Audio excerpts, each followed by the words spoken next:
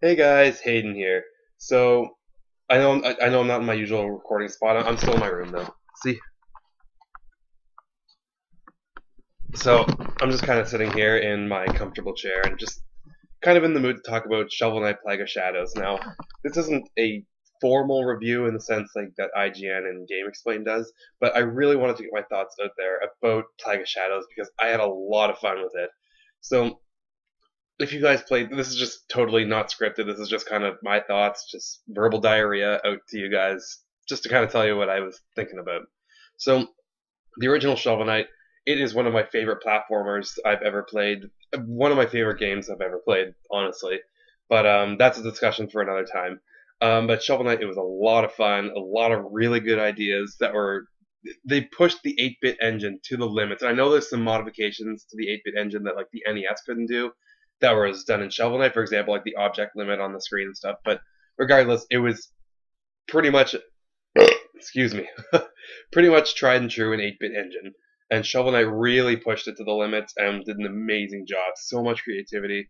And Shovel Knight: Plague of Shadows has you playing as Plague Knight, who, as you would remember, is one of the Order of No Quarter bosses in Shovel Knight.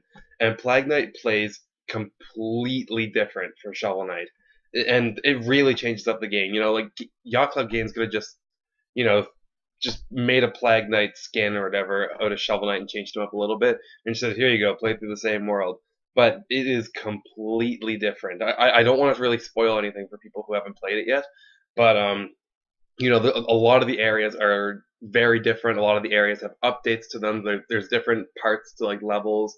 There's there's just different areas for you to explore overall. There's the what are they called? What are those coins called? I never really paid attention. Not chaos coins. This isn't Sonic, but there's these coins that you can collect. There's 30 in each level. Some levels have 20, but most levels have 30. And basically, you collect them to help you buy upgrades and stuff to your spells. And by the way, on the topic of the spells. So when I was watching the trailers for Plague of Shadows and I was looking at the news updates and stuff, I was like, oh my god, this bomb system looks super complicated. Like customizing your own bombs and your bursts and your items and stuff. It looks super complicated, like trying to find the perfect one. Rest assured, it is so easy. Yacht Club Games did an amazing job streamlining the whole uh, bomb customization.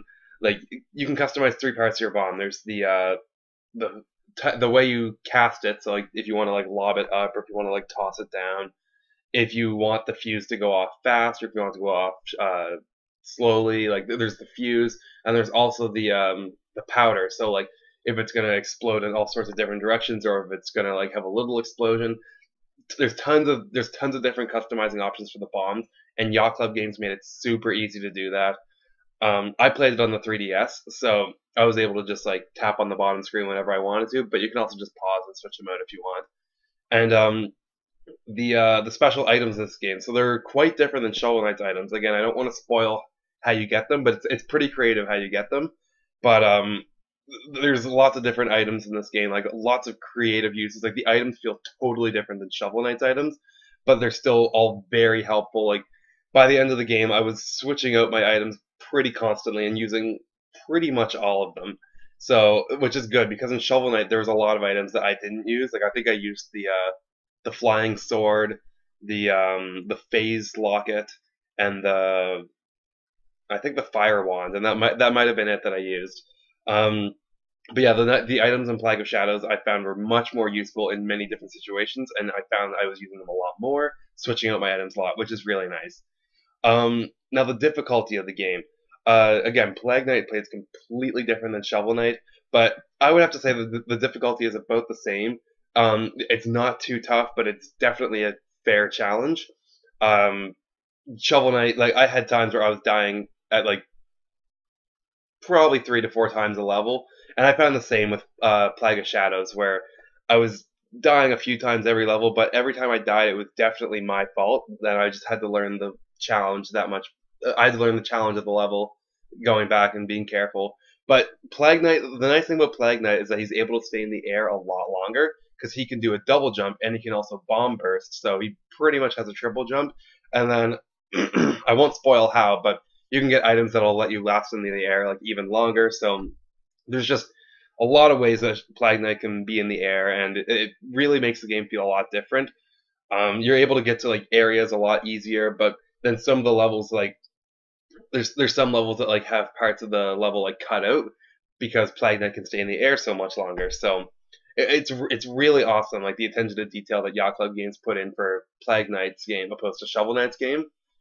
Um, what else is there to talk about? The story. The story was so. Here's my thing: comparing Shovel Knight's story to Plague Knight's story throughout the game. I think that I liked Plague Knight's story more than Shovel Knight's story. But again, I won't spoil anything. But the ending in Shovel Knight I found was definitely way better than the ending in Plague. The Plague of Shadows ending was still a good ending. It was still a very rewarding ending, but Shovel Knight's ending I think was still better. And I really don't think that comes down to the fact that Shovel Knight's game came first. I just really think that Shovel Knight's ending was it was more I guess rewarding is the word I want to say, like based off the story. But I would have to say the story throughout Plague Knight's game is definitely better than Shovel Knight's. Now the music in this game. Now Shovel Knight's music completely blew me away. It is probably my favorite 8-bit soundtrack ever.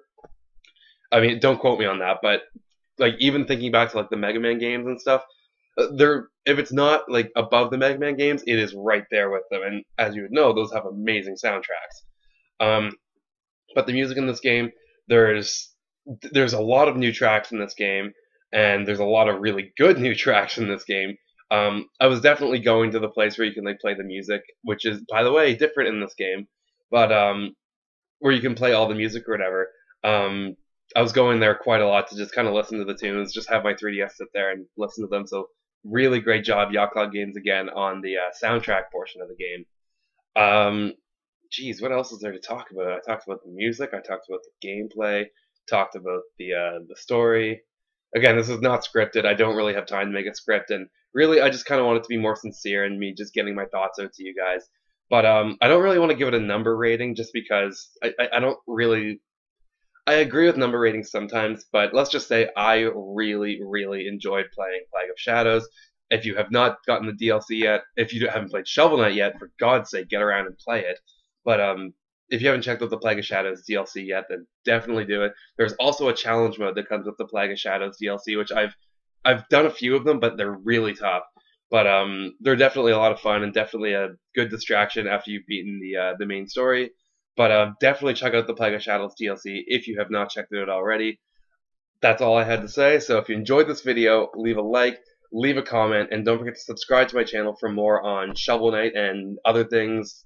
I don't know, mostly Nintendo. I know Shovel Knight isn't Nintendo, but pretty much other things Nintendo. Alright, peace out, guys. Bye.